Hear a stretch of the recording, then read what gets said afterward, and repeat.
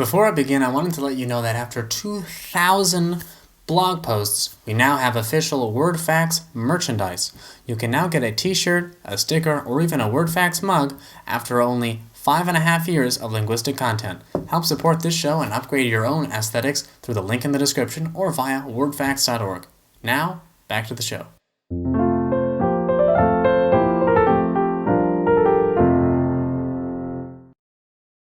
This video is about productivity, but not the kind that would help you with procrastination. For a given meaning or kind of grammatical function, there is often more than one way of adding this in the form of an affix. Looking at the suffixes all and e, they both have functions that make a noun an adjective, such as with nation to national or milk to milky. In those cases, too, the meaning of the suffix is something along the lines of having the quality of. Now, with those and many other examples, it is important to note where they differ.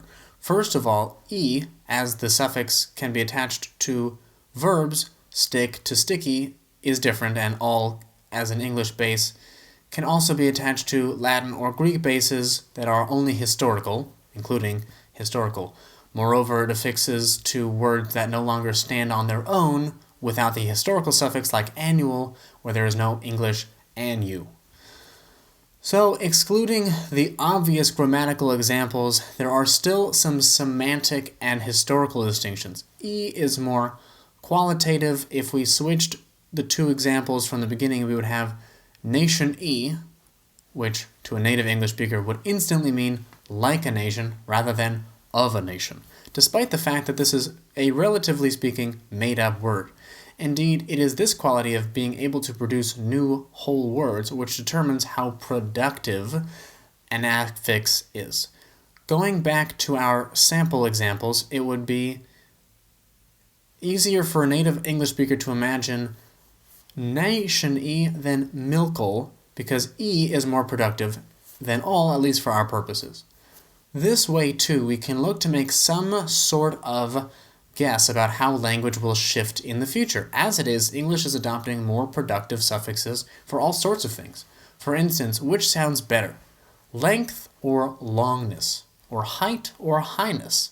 Probably length and almost certainly height, but looking at less common words which have also got those same endings, deepness or depth, broadness or breadth, there will be far less of a consensus. For instance, the American Psychological Institute in 2005 published an article concerning the United Nations World Conference Against Racism, Discrimination, Xenophobia, and Other Related Intolerances, and it included this line. And others movingly confront us with the deepness and pervasiveness of the wounds and grief, which on an editorial point uses not only deepness rather than the traditional and still more common, not to mention more formal, depth, but also pervasiveness over pervasion. The latter example has been consistently less common since the 1890s, and I've only really picked it out to focus that the author and editor may just lean towards ness. But it is still, of course, the way that language change is, gradual. As a side note, I did mention Highness, which, of course, is a word that denotes royalty. It comes from the Old English Highness, which is unsurprisingly the same root as height. They were created from the same basic root with otherwise competing suffixes for a completely different meaning. Th and ness have existed together for a long time, but clearly now ness is more common.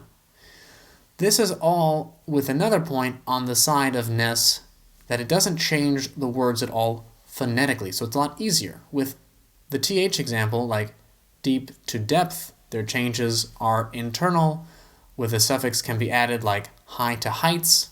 The suffix changes even by itself, although this is not universally the case like with warm to warmth. Shun is a sort of special example because like the th, it is one, often historical, and being added predominantly to Latinate verbs.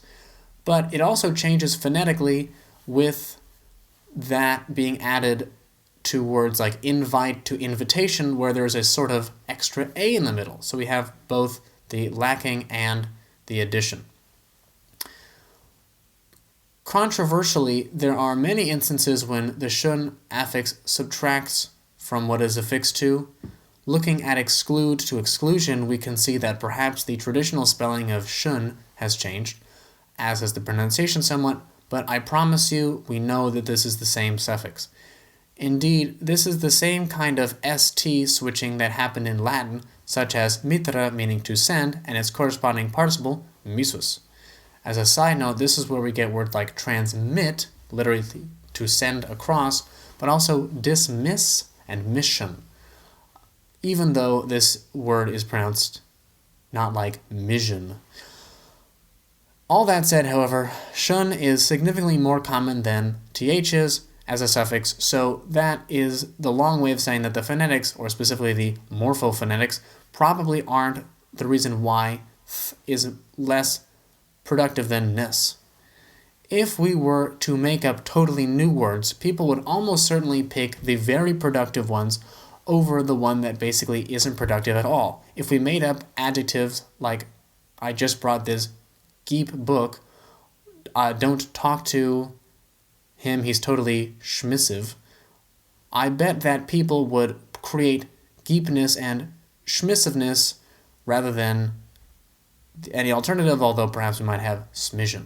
Now, of course, isn't the only suffix that's being encroached upon by ness. I found an example of rareness as opposed to rarity. But what makes it special is that it is not unlikely that English will never have a widely accepted use of ity, but we will probably not have a new use of th.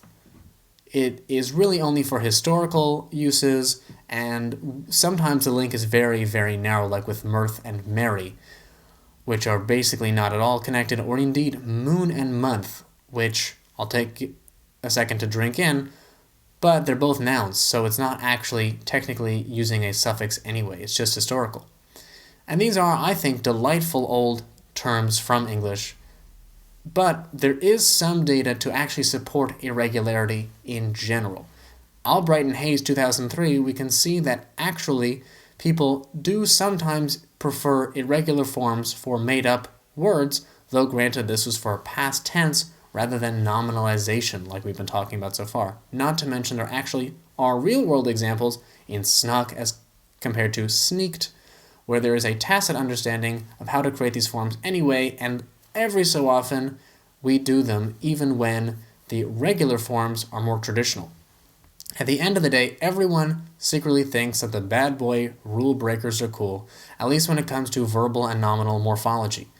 How long it will be until the uses of th are gone, I can't say. Indeed, that would be predicting the deadness of something which is, in trueness, still used in many of the most common sentences. Well, let's all drink to the healingness of the old suffix. Thanks for watching, and if you were grossed out by those last few sentences like I was, like, share, and subscribe for more. You can now get official WordFacts merchandise, or visit the blog for more posts every day. Finally, if you really want to support WordFacts directly and get extra content along with it, visit the Patreon. All the links are in the description. Thanks so much, and I'll see you next time.